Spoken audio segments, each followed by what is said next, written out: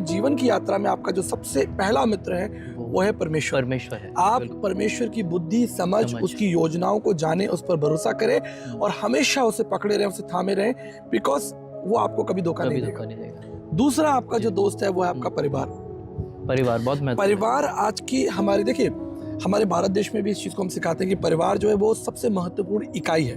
अगर परिवार नहीं होगा तो आप बहुत कमज़ोर हो जाएंगे। और परिवार के बारे में जब मैं आपसे बात करना चाहता हूँ, मैं ये बात को सिखाना चाहता हूँ कि परिवार की डेफिनेशन केवल पति पत्नी नहीं है कि पति पत्नी और 2 बच्चे। परिवार जब मैं बात कर रहा हूँ उसमें मैं बात कर रहा हूँ आपके माता पिता, अगर आपके भाई बहन हैं, और अगर आपकी मान लो भाई है तो उसकी पत्नी और उसके बच्चे भी आते हैं, अगर आपकी बहन है तो उनके पति उनके बच्चे भी आते हैं, और फिर उसके बाद एक्सटेंडेड फैमिली।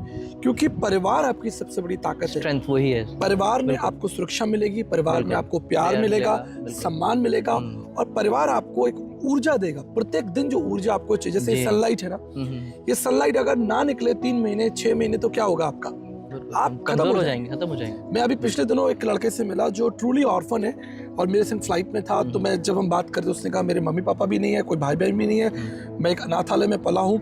और जब मैं उससे बात कर रहा था तो इस बात को वो कह रहा था कि मैं हमेशा परिवार के बारे में सोचता हूँ। मेरे प्रियो, याद रखिएगा, परिवार आपकी सबसे बड़ी ताकत है। परिवार आपका पावर बैंक है।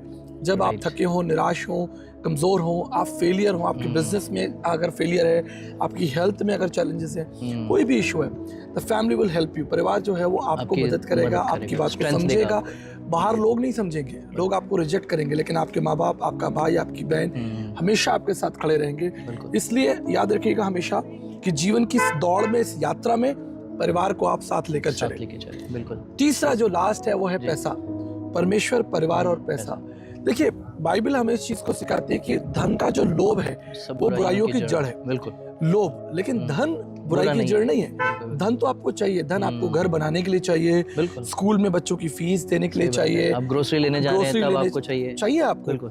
लेकिन धन आपका एक अच्छा मित्र है, उसे आप ईमानदारी से और मेहनत से कमाएं और उसकी रक्षा करें। ऐसा ना हो कि आप धन को फालतू खर्च करें, उड़ाएं। जैसे उड़ाऊ पुत्र के लिए लिखा है लूका 15 में कि जो धन उसके पास था उसने वो सारा धन उड़ा दिया। बिल्कुल नष्ट कर दिया।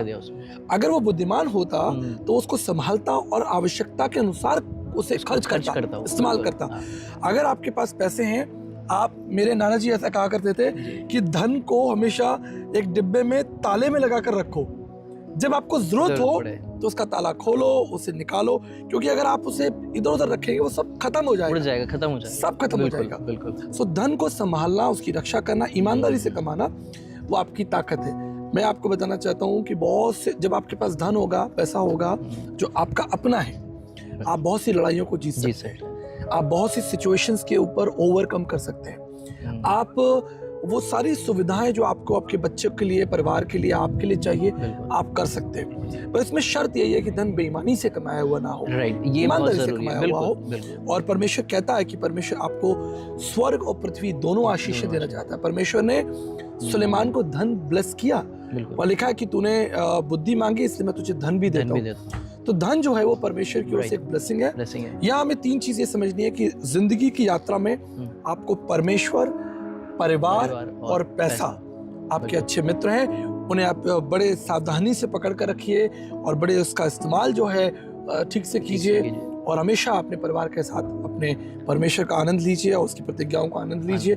और मुझे पूरा विश्वास है जब आपके पास पैसे होंगे तो आप एक न केवल अपने लिए लेकिन बहुतों के लिए भी कुछ कर पाएंगे। आपको ऐसा लगता है आचार्य जी, जब धन आता है, जब इंसान बड़ा ही स्टार्टिंग में कमाता है तो वो उसको व्यर्थ गंवाता है, लेकिन समय के साथ वो मैच्योर होकर उसको सजोता भी है, क्या ऐसा भी है? बिल्कुल। देखिए शुरुआत में जब आप, मान लीजिए आप कॉलेज में स्टूडेंट हैं और आपकी नई नई नौकरी लगेगी, तो आप जो अपना धन बहुत से मित्रों के साथ खर्च कर देंगे, या शराब में, अगर कोई शराब पीता है, या शौक में खत्म कर देंगे, इधर उधर चले जाएंगे। लेकिन जैसे जैसे जिम्मेदारियां आपके ऊपर बढ़ेंगी, आपकी पत्नी होगी, आपके बच्चे होंगे, आपके बूढ़े माता पिता होंगे, और अगर आप बुद्धिमान व्यक्ति हैं तो आप उस धन को संभालेंगे, क्योंकि वो धन कभी भी आपके इस्तेमाल में आएगा, आपके बच्चों के लिए, फीस के लिए, स्कूल के लिए। बिल्कुल, हरी बीमारियां हैं, तकलीफें हैं जिंदगी में। धन के बिना आप आगे नहीं बढ़ सकते, याद रखिएगा मेरी बात। इसलिए धन को संभालना बहुत जरूरी है। ये नहीं कि आपके पास अगर 1000 आए तो आपने शाम को 900 रुपए खर्च कर दिए। बहुत बुद्धिमानी के साथ। मैं अपने बारे में बताना चाहता हूँ, जब मैं कॉलेज में था या मेरी जब फर्स्ट जॉब लगी, मैंने बहुत सा धन इधर उधर खर्च किया। सेवा में आने के बाद भी। लेकिन अब धीरे धीरे समय के साथ में धन के महत्व को समझ रहा हूँ कि वो धन वास्तव में आपके लिए एक ताकत है, आपकी हिम्मत है, और वो कहीं ना कहीं सही तरीके से उसको कमाया जाना और सही तरीके से उपयोग करना आपके लिए बड़ी आशीष है। तो मैं अपने मित्रों से यही कहूँगा हमेशा, और मैं इस पर एक किताब भी लिखने की कोशिश कर रहा हूँ, परमेश्वर, परिवार और पैसा मनुष्य की ताकत है, उसके सच्चे मित्र हैं। थैंक यू सो मच आचार्य जी, इस सुंदर बातों को हमारे सामने रखने के लिए। सो आप सबसे मैं यही निवेदन करूंगा कि अपने इन 3 दोस्तों को बिल्कुल आप अपने साथ बांध के रखें, सजो कर रखें। परमेश्वर, परिवार और धन। प्रभु आप सबको आशीष दे। God bless you all.